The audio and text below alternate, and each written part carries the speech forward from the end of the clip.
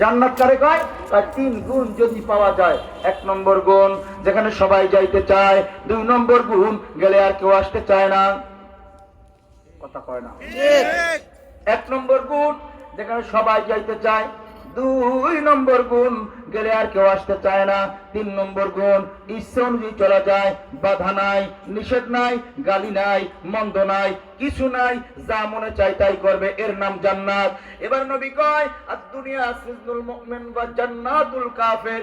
কাফেরদের জন্য দুনিয়াটা জান্নাত, ওরা মনে যা চায় তাই করবে, বাধা নাই, নিষেধ নাই। কিন্তু কোন মুমিন মন চাই চলবে না, রবের খুশি অনুযায়ী চলবে।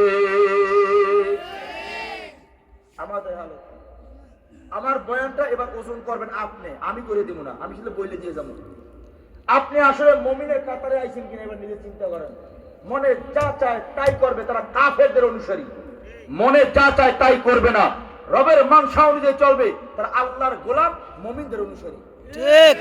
এবার মনে চায় বিড়ি খাইতে খায়, মনে চায় গান শুনতে শুনে যায়, মনে চায় সিনেমা দেখতে রবের চক্ষু দিয়া সিনেমা দেখা যায়, মনে চায় ঘুষ খাইতে খায়া যায়, মন চায় সুদ খাইতে খায়া যায়, মনে চায় গালি দিতে দিয়া যায়, মনে চায় না নামাজ পড়তে পড়ে না, মনে চায় না পাঞ্জাবি পড়তে পড়ে না, মন চায় না দাড়ি কামাইতে রাখে না, দাড়ি কামায়। কথা কয় না রাখেন না কেউ।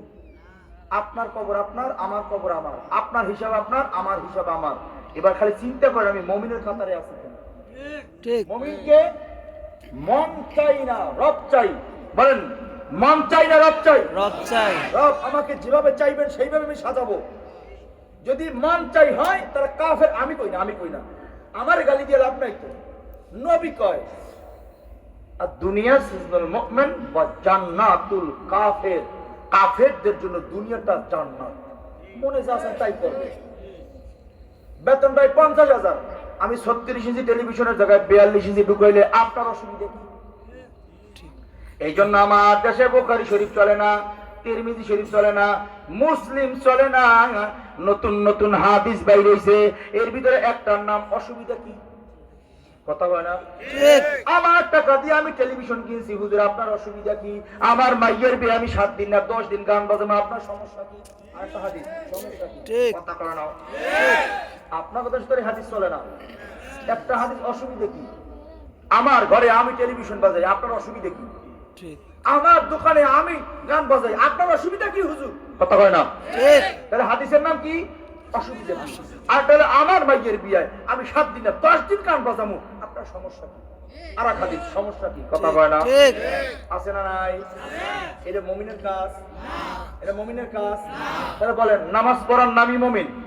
নবীর জমানায় মুনাফিক, নামদারি মুনাফিকরা জামাতে নামাজ পড়তো। কথা কয় না ঠিক? আপনার নামাজের দরবেশ পাগড়ি আর হাতে তসবিহ কি একটা মনে করলেন কামিয়াব হয়ে গেছে? পাগড়ি তো ভারতের প্রধানমন্ত্রীর মাথায় আছে। ঠিক। দাড়ি তো রবীন্দ্রনাথ ঠাকুরেরও ছিল। তোমার কথা কয় না? রবীন্দ্রনাথ ঠাকুর বড় দরবেশ, ভারতের প্রধানমন্ত্রী বড় ওলি। পাগড়ি, জুব্বা, দাড়ি এইটা দেখে না। ওয়ামা উমিরু ইল্লা লিয়াবুদুল্লাহা মুখলিসিনা লাহুদ্দিন। আল্লাহ কয় চেহারা আমি দিছি, দেখার কিছু নাই, কণ্ঠ আমি দিছি, এটা শোনার কিছু নাই। ও বান্দা, সম্পদের মালিক আমি বানাইছি, এটা নিয়ে গৌরবের কিছু নাই। রাস্তার ফকির আমি বানাইছি, এইটা নিয়ে দুঃখ করার কিছু নাই। এ বান্দা, এখানে আমার দেখার কিছু নাই। আমি আল্লাহ বান্দার যেইটা দেখি সেটা জগতের কেউ দেখতে পারে না। ওয়ামা উমিরু ইল্লা লিয়াবুদুল্লাহা মুখলিসিনা লাহুদ্দিন। আমি তাকাই থাকি বান্দার ইখলাসের দিকে, আমি ইখলাস দেখি বান্দার ইখলাসটা কেমন। আল্লাহ আমাদের সবাইকে কবুল করেন, আমিন। এবার জান্নাত যেখানে সবাই যাইতে চায়, গেলে আর আসতে চায় না, চায় না। একটা উদাহরণ, জলিল কদর পয়গম্বর, একজন পয়গম্বর, পয়গম্বর না পয়গম্বর ইদ্রিস আলাইহিস সালাতু ওয়াস সালাম, নাম শুনছেন নি আপনারা? পয়গম্বর ইদ্রিস আলাইহিস সালাতু ওয়াস সালাম বসে রয়েছেন, আল্লাহর কাছে মালাকুল মউত গেছে। ভালো মজার কাহিনী, সংক্ষেপ করে শুনাই দিয়েছে, রাত বেশি হয়ে যাইতেছে। মালাকুল মউত গিয়ে কয়, আল্লাহ কোনদিন তো আপনার কাছে কোন জিনিস নিয়ে আমি আসি নাই, আজকে একটা আরজি নিয়ে আসছি। বলো বলো কি বলবে? আল্লাহ আপনি যদি আমার অনুমতি দিতেন, জগতের কাউরি আমার বন্ধুত্ব করার জন্য এত আবেগ জমে নাই, এত ভালোবাসা জমে নাই। আমি আপনার পয়গম্বর ইদ্রিসে বড় মহব্বত করে ফেলছি, তাকে আমার খুব ভালো লাগে। আপনি অনুমতি দিলে আমি পয়গম্বর ইদ্রিসের সঙ্গে একটু দোস্তি করব। সুবহানাল্লাহ। আগামী শুক্রবার কবে না, এখন কই লাভ নাই তো। সুবহানাল্লাহর হাদিস শুনাইলাম, তারপর যখন কোন না ভাই কেন আগামী শুক্রবার কবে না মসজিদে গিয়া জোরে কোন না সুবহানাল্লাহ সুবহানাল্লাহ।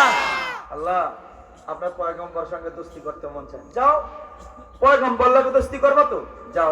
এই যুব সমাজের উদ্যোগে মাহফিল, খেয়াল করে নিও বন্ধু কাল লাগে বাতাও, দোস্তি করবা যাও। আসছে আইসা সালাম দিছে, কে তুমি? আগন্তুক, আমার চিনেন নাই? আমার নাম আজরাইল। ও পয়গম্বর ইদ্রিস, আপনার সঙ্গে মোলাকাত কেন আসছো? আপনার লাগে দোস্তি করবো, আপনার লাগে বন্ধুত্ব করব। পয়গম্বর ইদ্রিস ডাক দিয়ে কয়, তুমি আজরাইল হইতে পারো। ইদ্রিস পয়গম্বর জগতে যাত্রার সঙ্গে হাত মিলায় না। এ আমার বাবার, আমার যুবক ভাই, তার মানে বোঝা গেল পাইলি সবার সঙ্গে বন্ধুত্ব করতে হয় না।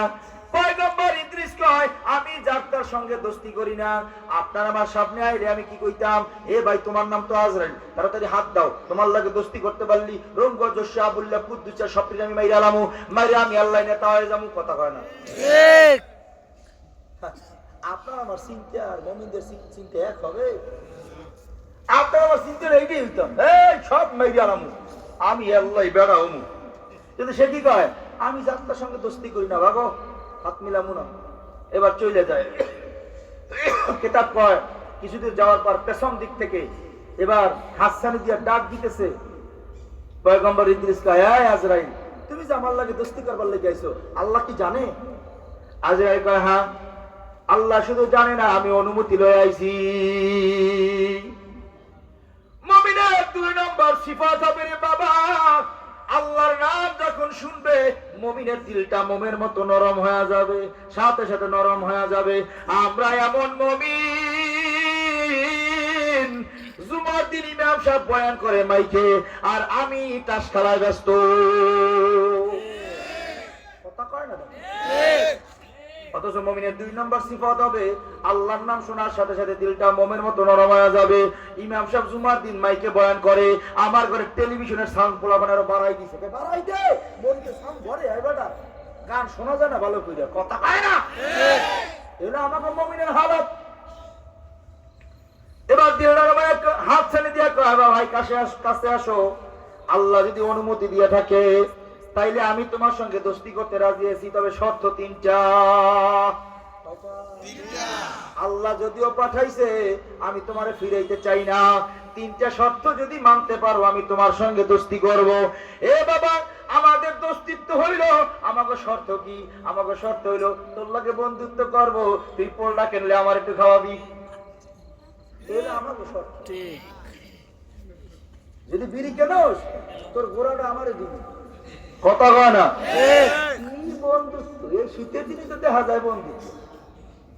290 টাকা দামের আপেলের কেজি, আপেল কিনে 1 কামড় খাইছে, দোস্তে আছে, দোস্ত খাবি কেছি ফকিন্নি ইতর ছোট লোক, তোর মুখেরটা খাবো কেন, এটা কিনে খাওয়া। বাবা, 290 টাকা দামের আপেল, যেটা খাইলে শরীরে শক্তি হয়, শরীরের জন্য ফায়দা হয়, 1 কামড় খাইছে, ইতর ঘি দেওয়ার আদার কত কিছু হয়ে গেল। আর সাইডের দামে একটা কারিকের বিড়ি 7 জন, এটা আছে 7 জনে, 8 জন চালাই তো দোস্ত, ওরাটা বুঝো ফেলে দাও, দিস এটা শুক্তাম না যদি মনে। ঠিক ঠিক। 7 জন আর সেপ লোল কাশ সব লাগিয়ে রয়েছে, এতে গিদার হয় না।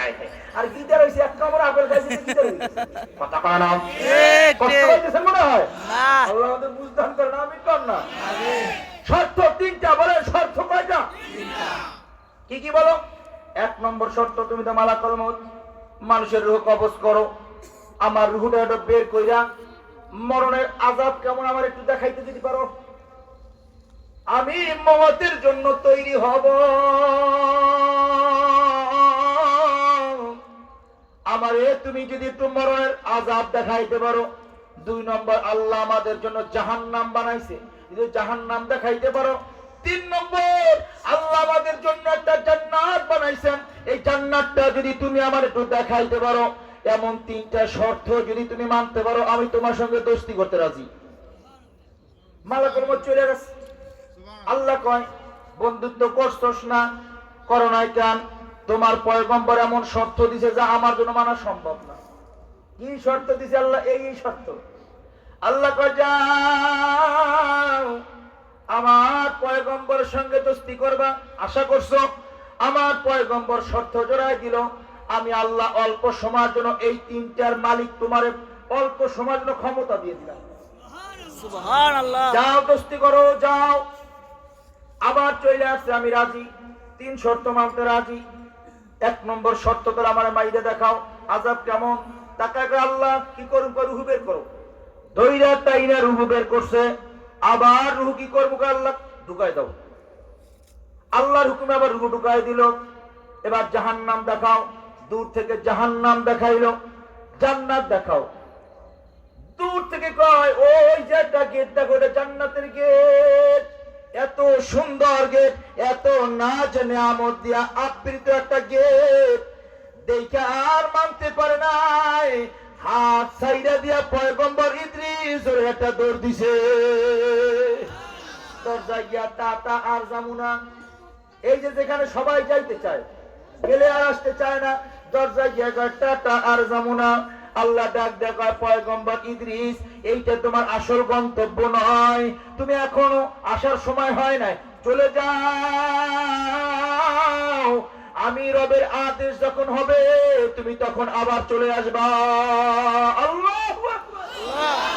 এখানে সবাই যাইতে চায়, গেলে আর আসতে কথা বলে। এটা বুঝাই দিকে উদাহরণ দিছিলাম। যেখানে সবাই যাইতে চায়, গেলে আর আসতে চায় না। এটা জান্নাতের গুণ। আর জেলখানার গুণ, যাইতে চায়, গেলে থাকতে।